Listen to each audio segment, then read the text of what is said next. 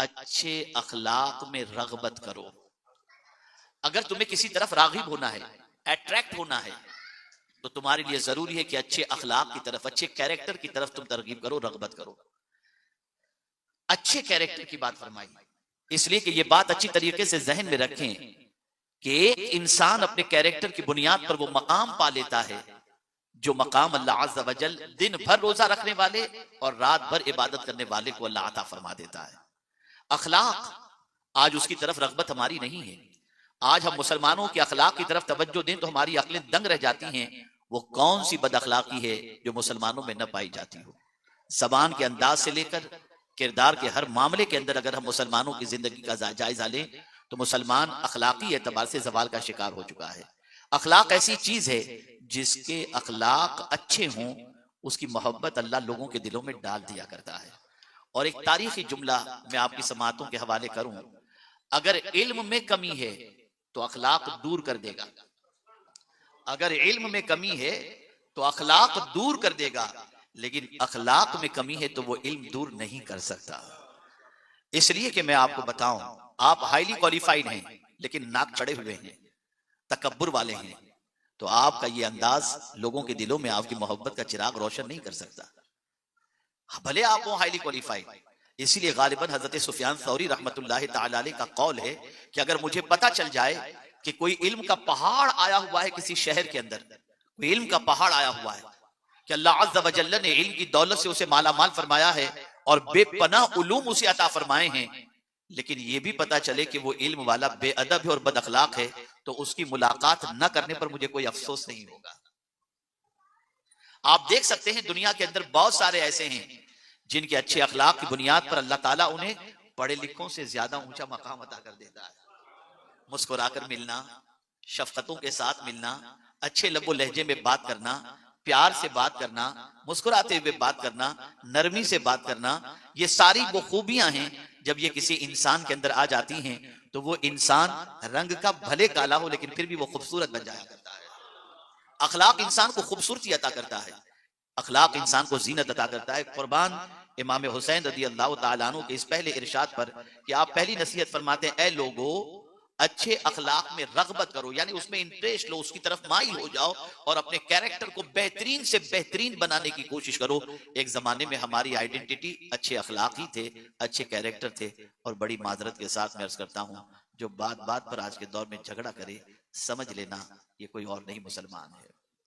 जो गंदी गालियां बकता हो समझ लेना मुसलमान है। जो लोगों का माल खा जाता हो समझ लेना वो मुसलमान है। इल्ला माशाअल्लाह ये हमारी आइडेंटिटी बनती है। इमाम हुसैन रज़ी अल्लाह ताला अन्हु फरमाते हैं, अगर तुम्हें इंटरेस्ट लेना है किसी चीज के अंदर तो तुम अच्छे अखलाक की तरफ इंटरेस्ट लो। अगर आज की महफिल में हम लोग ये अहद करके उठे कि हम आज के बाद इंशाअल्लाह लज़ीम बद अखलाकी से बचेंगे और अच्छे अखलाक के पैकर बन जाएंगे, तो मैं समझता हूँ ताजदार करबला की बारगाह में यह सबसे बड़ा खिराज अकीदत होगा। दूसरी नसीहत इमाम हुसैन रज़ी अल्लाह ताला अन्हु ने फरमाई, नेक अमाल में जल्दी करो, नेक अमाल में जल्दी करो। आका करीम सल्लल्लाहु अलैहि वसल्लम फरमाते, बादिरु बिल अमाल सालिहा, नेकी करने में जल्दी करो। और क्यों जल्दी करो, अभी से भी सुन लें। सरकार सल्लल्लाहु अलैहि वसल्लम इरशाद फरमाते हैं कि एक जमाना ऐसा आएगा, बंदा रात को मुसलमान होगा, सुबह को काफिर हो जाएगा, और सुबह को मुसलमान होगा, शाम को काफिर हो जाएगा।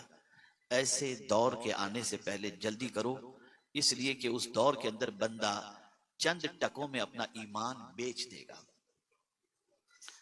आप देखते होंगे कभी कभी आपके दिल के अंदर गुफ्तगू को सुनने के बाद, किसी मुबल्लिग या किसी दाई या किसी खतीब के खिताब को सुनने के बाद नेकी का जज्बा पैदा होता है, फिर 2-4 घंटे के बाद वो ठंडा पड़ जाता है। तो जब नेकी का जज्बा पैदा हो, नेकी कर गुजरो और नेकी करने में जल्दी करो। आज तो हमारे यहाँ गुनाह करने में जल्दी है, नेकी करने में जल्दी नहीं। जिस काम को करना नहीं चाहिए हम उसमें जल्दी कर रहे हैं, और जो काम करने में जल्दी करनी चाहिए उसमें हम सुस्त हैं। तो इमाम हुसैन रज़ी अल्लाह ताला अन्हु ने नेकी के हवाले से फरमाया कि नेक अमाल में जल्दी करो। अल्लाह अकबर। अब यहाँ एक बात मैं आपकी समाअतों के हवाले करूं। मैं जानता हूं कि वीक डे के बावजूद भी आपने नवाज भाई की दावत पर यहां तशरीफ लाने की जहमत फरमाई और कुछ सुनने और समझने के लिए आपने अपना वक्त कुर्बान किया और उनकी खुशी में शरीक होकर उनकी खुशी को आपने दुबाला किया। लेकिन मैं आपको एक चीज बताऊं, हमारी सुबह से लेकर रात तक की सारी कोशिश किस चीज की होती है? इसी जमीन के ऊपर की, इसी दुनिया की कोशिश। इसमें कोई शक नहीं कि बिल्ला भाई ने लिया, नवाज भाई ने, आप भी बहुत सारे घर लेते होंगे, बहुत सारी चीजें करते होंगे, फैक्ट्री बनाते होंगे, दुनिया जमा करते होंगे, सब कुछ जायज कमाई और मालदार होना ऐब नहीं है, बल्कि आज के दौर की जरूरत है। मेरे प्यारे आका सल्लल्लाहु ताला अलैहि वसल्लम के प्यारे दीवानों, लेकिन एक तारीखी जुमला मैं आपकी समातों के हवाले करता हूं, उसे ज़हन में महफूज कर लें।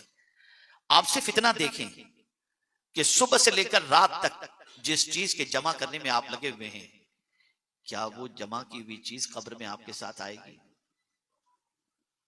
नहीं। तो क्या जमा ना करें? बिल्कुल करो आप, लेकिन सिर्फ इस दुनिया के मामले ही की तरफ जमा करने का ख्याल ना हो। जहां रहना है वहां की फिक्र भी करो, और जहां जाना है वहां की भी फिक्र करो। और ये बात याद रखें, जितना जमा किया है वो सब कब्र में नहीं आएगा। कब्र में क्या चीज आएगी? आमाले सालिहा आएंगे, नेक अमल आएंगे, और यही नेक अमल हमारी कब्र के अंदर हमारी राहत का सामान बनेंगे। देखिए यहां पर आज दुबई के अंदर गर्मी शिद्दत की है, लाइन से कूलर लगे हुए हैं, पंखे लगे हुए हैं, क्या आपको ठंडक न हो? ठंडक हो, मुझे ठंडक हो। लेकिन एक सवाल मैं आपकी समातों के हवाले करना चाहता हूं, या आपसे पूछना चाहता हूं, कब्र की तारीकी में वहां कौन सा एयर कंडीशन होगा? वहां तो लाइट भी नहीं होगी।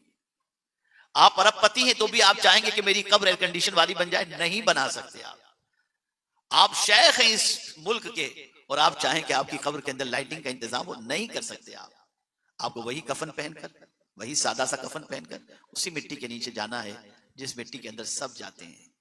अब सवाल ये पैदा होता है कि क्या वहां की राहत का भी अल्लाह ने कोई बंदोबस्त किया है, या कुछ बताया है कि तुम्हें वहां राहत कैसे होगी? यहां तो आपकी राहत का आपने अपने एतबार से इंतजाम किया और पूरी जिंदगी खपा दी यहां की राहत के लिए। कभी आपने सोचा कि उस कब्र की राहत का इंतजाम क्या है? तो आइए मैं आपको बताऊं, इमाम हुसैन ने उसी की तरफ तवज्जो दिलाई है। नेकी करने में जल्दी करो। माल दुनिया में रह जाएगा, नेकी कब्र में साथ आएगी। बेटा दुनिया में रह जाएगा, नेकी कब्र में साथ आएगी। रिश्तेदार दुनिया में रह जाएगा, नेकी कब्र में साथ आएगी। मुझे हैरत है उस इंसान पर जो जमीन के ऊपर जितना रहना है उसे नहीं मालूम, उसकी फिक्र तो करता है, लेकिन जमीन के अंदर तो कयामत तक रहना है, उसकी तैयारी उसके पास कुछ भी नहीं है। इसीलिए इमाम हुसैन ने फरमाया नेकी करने में जल्दी करो, इसलिए कि ये वो नेकियां हैं कि इसका सिला सिर्फ कब्र में नहीं मिलेगा, इसका सिला सिर्फ आखिरत में नहीं मिलेगा, बल्कि नेकी का सिला अल्लाह दुनिया में भी अता करेगा और आखिरत में भी अता करेगा। तो मेरे प्यारे आका सल्लल्लाहु ताला अलैहि वसल्लम के प्यारे दीवानों, ताजदारे करबला की दूसरी नसीहत यह है कि नेकी करने में, नेक अमाल में जल्दी करो। तीसरी चीज इमाम हुसैन रज़ी अल्लाह तआला अन्हु ने इरशाद फरमाई, जिस किसी ने किसी पर एहसान किया हो और उसका शुक्र अदा न करे तो एहसान करने वाले को अल्लाह पाक एवज अता फरमाता है। यकीन करो नेक काम में तारीफ होती है और सवाब मिलता है। अगर तुम नेकी को किसी मर्द की सूरत में देख सकते तो उसे बहुत हसीन और जमील देखते, जो देखने वाले को भला लगता, और अगर तुम मलामत और बदी को देख सकते तो बदतरीन मंजर देखते जिससे दिल नफरत करते और नजरें नीची हो जाती। अब यहाँ इमाम हुसैन रज़ी अल्लाह तआला अन्हु ने कितनी प्यारी बात फरमाई। अगर कोई तुम पर एहसान करे और तुम अगर उस एहसान का शुक्रिया अदा न करो, एहसान का शुक्रिया अदा न करो, तो जाहिर सी बात है कि जिसने एहसान किया है उसके दिल पर थोड़ा सा गिरा गुजरेगा ना, यार मैंने इसके ऊपर इतना एहसान किया, तो शुक्रिया भी नहीं बोलता। इमाम हुसैन फरमाते हैं कि सुनो, अगर तुम्हारे एहसान का कोई शुक्रिया अदा न भी करे तो तुम उसके शुक्रिया का इंतजार मत करो, उसका बदला तुम्हारा अल्लाह के पास मौजूद है। अल्लाह तुम्हें इसका एवज अता करेगा। और ये याद रखें, अल्लाह के यहां कानून है, एहसान का बदला एहसान, नेकी का बदला नेकी। और ये इमाम हुसैन ने क्यों फरमाया? ए रसूल आजम सल्लल्लाहु अलैहि वसल्लम के दीवानों, उनके वालिदैन भूखे रहकर औरों पर एहसान किया करते थे, भूखों को खाना खिलाया करते थे। इसलिए इमाम हुसैन रज़ी अल्लाह तआला अन्हु की वालिदा ने जब यतीम, असीर और मिस्कीन को जब खाना खिलाया और उन्होंने कहा कि हम आपका शुक्रिया अदा करते हैं, तो खातून जन्नत ने यही तो फरमाया था, इन्नमा नुतइमुकुम लिवजहिल्लाह ला नुरीदु मिनकुम जज़ाअन वला शुकुरा, कि हमने तो अल्लाह के लिए तुम्हें खाना खिलाया था, हम तुमसे न बदला और न शुक्र के तलबगार हैं, हमारा ये मामला तो सब कुछ अल्लाह के लिए है। यहाँ एक बड़ी अजीब सोच इमाम हुसैन अता करने के, एहसान करके एहसान के बदले की उम्मीद न रखो, अगर बदला चाहते हो तो अल्लाह से उम्मीद रखो। इंसान तुम्हारे एहसान के बदले में अपनी ताकत के मुताबिक देगा, और एहसान का सिला जब अल्लाह देगा तो अपनी शान के मुताबिक अता करेगा। तो मेरे प्यारे आका सल्लल्लाहु ताला अलैहि वसल्लम के प्यारे दीवानों, ताजदारे करबला इमाम हुसैन रदियल्लाहु ताला अन्हु ने बड़ी प्यारी बात फरमाई। मेरे प्यारे आका सल्लल्लाहु अलैहि वसल्लम के प्यारे दीवानों, और इसी तरीके से आप नेकी के हवाले से फरमाते हैं, नेकी करो कि नेकी की तारीफ होती है, नेकी करने वाले की तारीफ होती है। बुराई से बचो कि बुराई करने वालों के लिए लोग मजम्मत के अल्फाज और नाजेबा अल्फाज कहते हैं, इसलिए ऐसी चीजों से अपने आप को रोकने की कोशिश करो। इसी के साथ साथ इमाम हुसैन रदियल्लाहु ताला अन्हु ने वल्लाह इतनी प्यारी बात फरमाई है कि मैं आपको क्या बताऊं। इरशाद फरमाते हैं ताजदारे करबला, ए लोगो, जो सखावत करता है वो सरदार होता है, जो सखावत करता है वो सरदार होता है। आप देखें, एक तरफ बादशाह वक्त हो और उसके पास बखीली हो, उसके दरवाजे पर कोई जाता हुआ नजर नहीं आएगा, लेकिन एक तरफ सखी हो और उसके यहां से लोगों की झोलियां भरती हुई नजर आएंगी, तो वहां आपको लोगों का जम्मे गफीर नजर आएगा। और तारीख बताती है कुल जहां मिल्क और जौ की रोटी ग़िज़ा, उस शिकम की कनाअत पे लाखों सलाम, हाथ जिस समत उठा गनी कर दिया, मौज बहरे समाहत पे लाखों सलाम। आप अंदाजा लगाएं, बज़ाहिर हुजूर सल्लल्लाहु अलैहि वसल्लम का मदीने मुनव्वरा के अंदर कोई महल नहीं था, लेकिन आज सदियां गुजर गईं, सखावत का दरिया इस तरीके से बह रहा है कि लोग लाखों खर्च करके मदीने जाते हैं कि हम जाएंगे वहां से अपनी झोली भर करके आएंगे। जीते जी बादशाहों के यहाँ कोई जाता हुआ नजर नहीं आता, लेकिन मुस्तफा प्यारे की बारगाह में हर कोई जाता हुआ नजर आता है, इसलिए कि आज भी वहां से सखावत का दरिया बह रहा है। इसलिए हमेशा याद रखें, जो सखी होता है वही दर हकीकत सरदार हुआ करता है। मेरे प्यारे आका सल्लल्लाहु अलैहि वसल्लम के प्यारे दीवानों, हमेशा सखावत से रोकने के लिए शैतान हरबा इस्तेमाल करता है, और वो हरबा क्या है? तो कुरान मुकद्दस में अल्लाह अज़्ज़ व जल्ल ने फरमाया, अश-शैतानु यईदुकुमुल फ़क़्र, शैतान फक्र का अंदेशा देता है, अरे माल कम हो जाएगा, मत दो अल्लाह की राह के अंदर, कम हो जाएगा। लेकिन यही शैतान जब गलत कामों में पैसा खर्च करना होता है तो कहता है पैसा कमाते किस लिए अगर खर्चा नहीं करेंगे तो।